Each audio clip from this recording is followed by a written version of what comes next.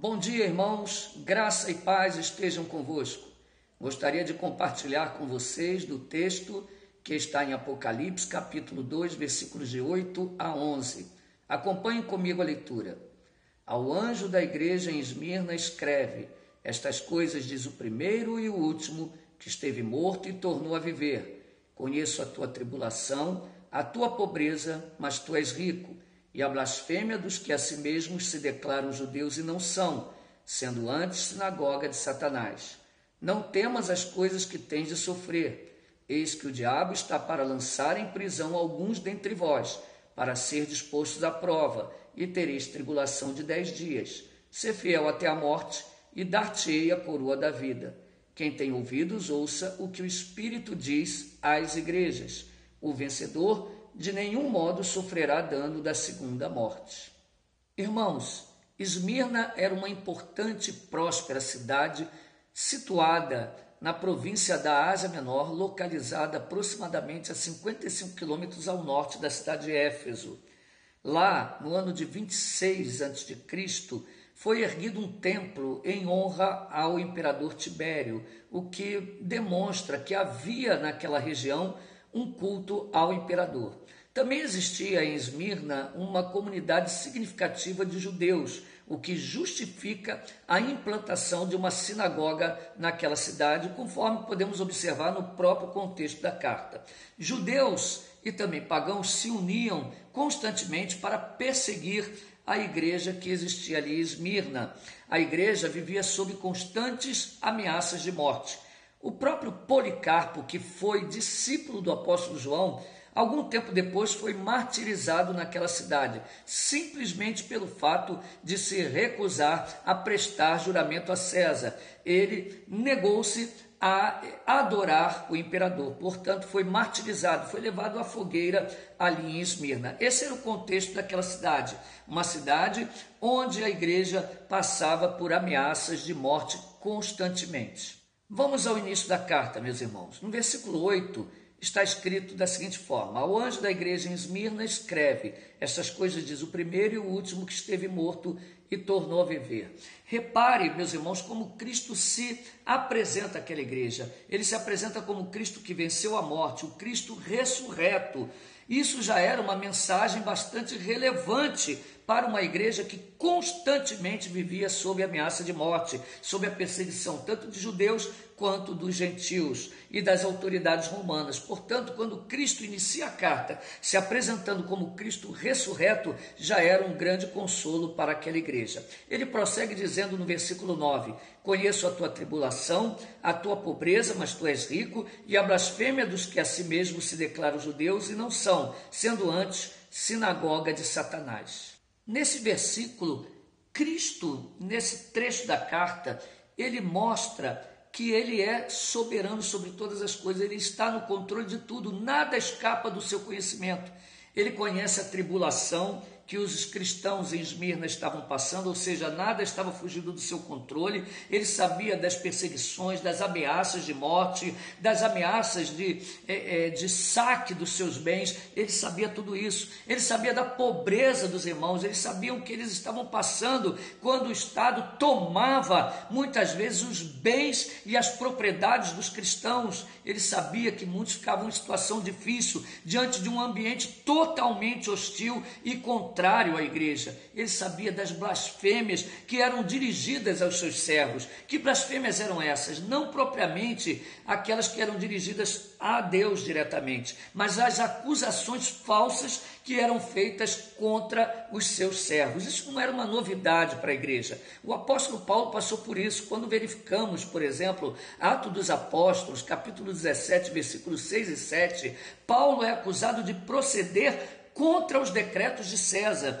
Ele é acusado de ser um perturbador do mundo. Na verdade, a igreja incomodava aqueles que se distanciavam de Deus, aqueles que não enxergavam a verdade, aqueles que eram inimigos de Deus.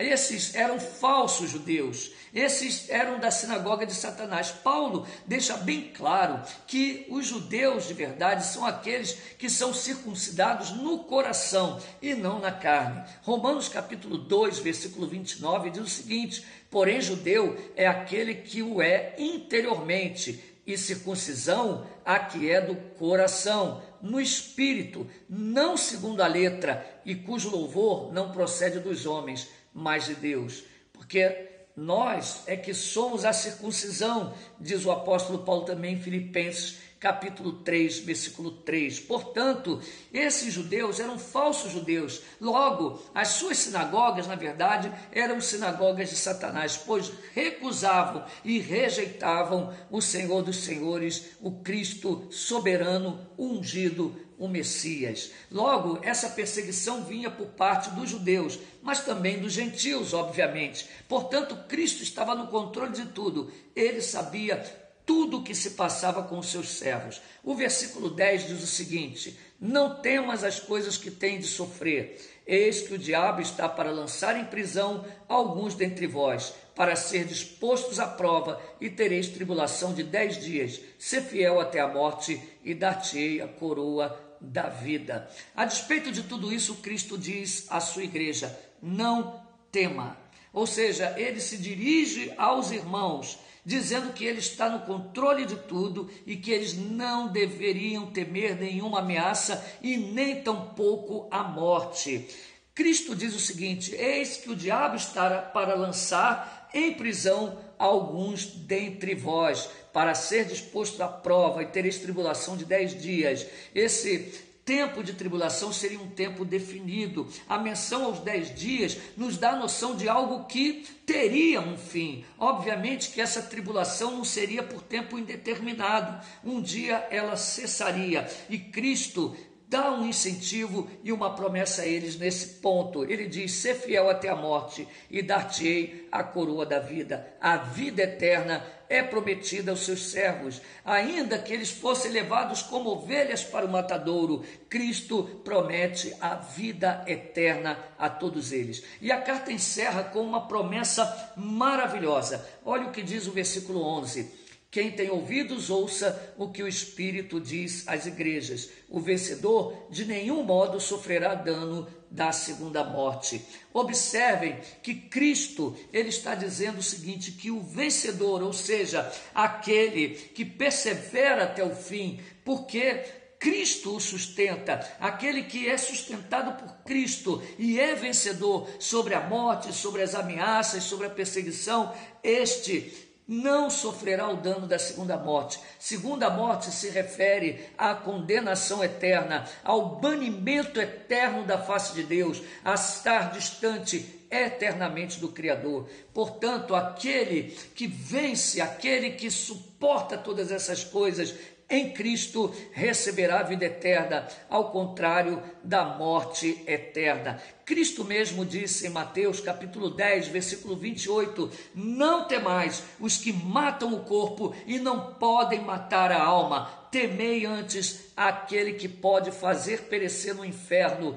tanto a alma como o corpo. Nenhum homem, nenhum ser, nenhuma criatura tem poder de lançar o homem no inferno, assim como nenhum ser e nenhuma criatura tem poder para levar o homem para a vida eterna. Apenas Deus em Cristo pode lançar tanto aqueles que são impenitentes e pecadores no inferno, quanto levar aqueles que são fiéis à sua presença na glória. Portanto, meus amados irmãos, esta carta fala muito conosco aqui nesta manhã, e eu quero aplicar de duas formas. Primeiramente, vivemos em um mundo onde o evangelho é distorcido, ele é um evangelho falso, onde as bênçãos materiais, a saúde, a prosperidade financeira estão sendo de uma forma distorcida ligadas à aprovação de Deus, mas nem sempre é assim. Pelo contrário, Cristo deixou bem claro: no mundo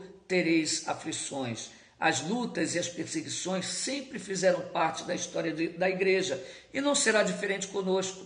Certamente estamos em um ambiente hostil ao Evangelho e cada vez mais a sociedade nega as verdades contidas na palavra de Deus. Cada vez mais a igreja tem a sua liberdade tolhida, mas não devemos temer, não devemos esmorecer, porque Cristo está no controle de todas as coisas. Segundo, não devemos temer a morte. Cada vez mais ouvimos rumores e ameaças, porém, Cristo está conosco. Ele é aquele que nos prometeu a vida eterna. Aquele que vencer não sofrerá o dano da segunda morte.